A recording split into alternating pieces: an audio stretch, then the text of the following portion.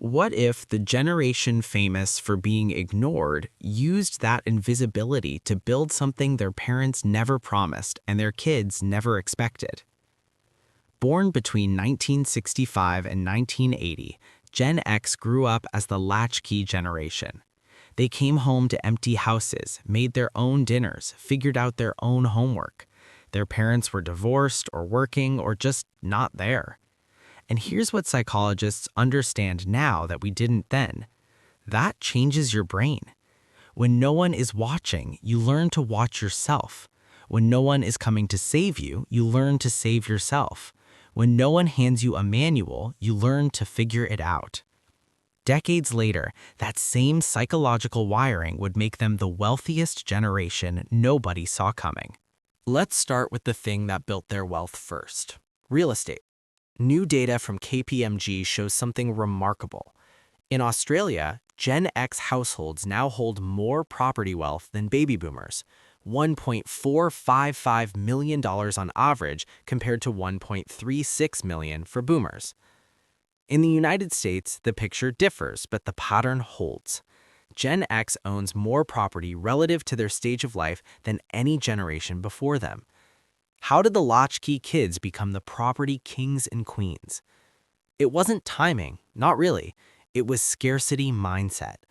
Psychologists use this term to describe what happens when you grow up with less, when you watch your parents struggle through the oil crises of the 70s, when you see neighbors lose jobs in the recessions of the early 80s, when the message you absorb isn't "the world is abundant," but "hold on to what you get." Gen X bought houses in the 1990s and early 2000s. Yes, prices were lower, but more importantly, they bought because they feared having nothing. They bought modest houses, they made extra payments, they stayed put. Not because they were patient, because they were terrified of ending up like the cautionary tales they grew up watching. And that fear, channeled into boring consistency, turned into something their parents never promised them: equity. Now let's talk about stocks. The same KPMG data reveals that Gen X holds more shares than millennials, about $235,000 on average, compared to $60,000. But here's the part that surprises researchers. They also hold more shares than baby boomers. The generation raised on Atari and MTV owns more public equity than the generation that invented Wall Street. How? Inoculation theory. This is a psychological concept that's simple but powerful. If you survive something scary, you're less afraid when it happens again. Gen X started investing in the 1990s, which means they've lived through the dot-com crash of 2000, when their first real investments turned to dust. The 2008 financial crisis, when they were in their 30s, buying homes, starting families, watching the ground fall out. The COVID crash of 2020, when the market dropped 30% in weeks. 3 massive collapses, all before age 50. Younger generations haven't survived that many. Older generations had pensions to cushion the blow. Gen X just had themselves. And here's what they learned that younger investors are still figuring out. Markets crash, and then they come back. Not always fast, not always fair, but they come back.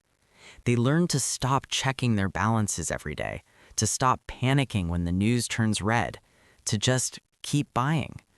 Boring, consistent, unshakable.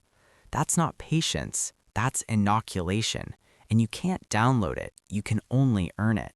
Here's where the psychology gets really interesting and a little contradictory. Data shows that 55% of Gen X describe themselves as risk-averse. They've lived through too much chaos to get reckless now. But here's the paradox. Gen X is also the generation most likely to hold alternative investments. In Europe, 47% of Gen X investors own digital assets like cryptocurrency, far outpacing both millennials and boomers. And more than half believe that investing today requires taking more short-term risk than in the past.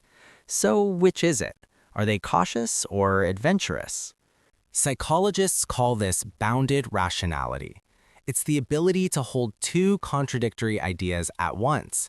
To understand that safety doesn't mean standing still, that you can be cautious with 90% of your money while letting 10% explore. Gen X learns something that other generations struggle with. Risk isn't binary, it's a spectrum, and you can be on different parts of that spectrum with different dollars. They're not reckless, they're not paralyzed, they're strategic. And that might be the most underrated financial trait of all. Now let's talk about the part nobody wants to discuss. Gen X is the sandwich generation. They're sandwiched between aging parents who need care and adult children who still need help. They're spending on both ends, time, money, emotional energy, while trying to save for themselves. 74% prioritize leaving a legacy, not because they're obsessed with wealth, because they've spent their whole lives being responsible for other people, and they're not about to stop now. And soon, something massive is about to happen. It's called the Great Wealth Transfer. Over the next decade, an estimated $4.6 trillion in global real estate wealth will pass to Gen X and Millennials. The U.S. share alone is projected at $2.4 trillion, and Gen X will receive the largest portion in the near term.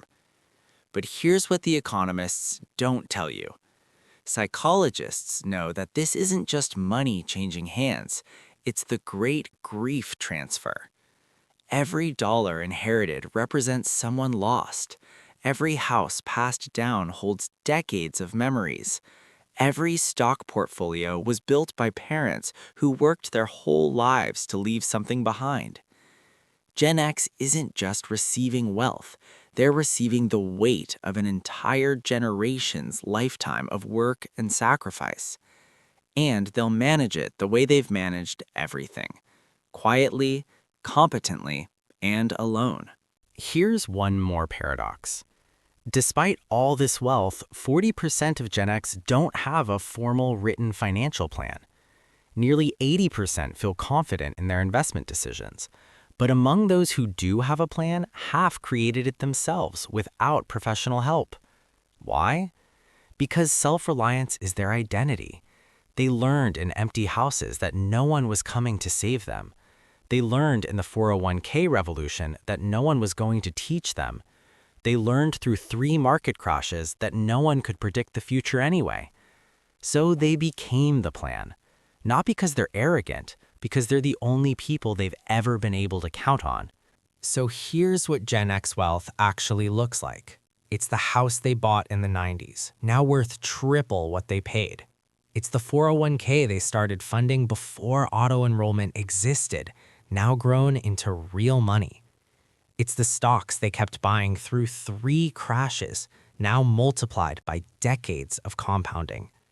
It's the inheritance coming their way, not just money, but the accumulated weight of their parents' entire lives. It's the kid they helped through college, and the parent they're helping through aging, and the legacy they're building without anyone really noticing. The forgotten generation isn't forgotten anymore. They're the ones holding 26% of all U.S. household wealth, more than a quarter of the nation's assets controlled by a generation most people can't even define. They're the ones who own more property in some countries than baby boomers. They're the ones about to receive trillions they never asked for and never expected. But here's what the data can't measure. They built this while raising kids and caring for parents. They built this through crashes and crises and collapses. They built this without pensions, without guidance, without anyone showing them how. They built it the same way they learned to make their own dinner in empty houses 40 years ago, by figuring it out. Psychologists have a name for what Gen X developed in those empty houses. It's called self-efficacy, the belief that you can figure things out, that challenges are solvable, that you don't need to wait for someone to save you. And here's what the research shows. Self-efficacy predicts financial success better than IQ, better than education, better than family money. Because when you believe you can figure it out, you do. You buy the house, even though it's scary. You keep investing even when the market crashes. You help your kids and your parents, even though it stretches you thin. You trust yourself because no one else ever did.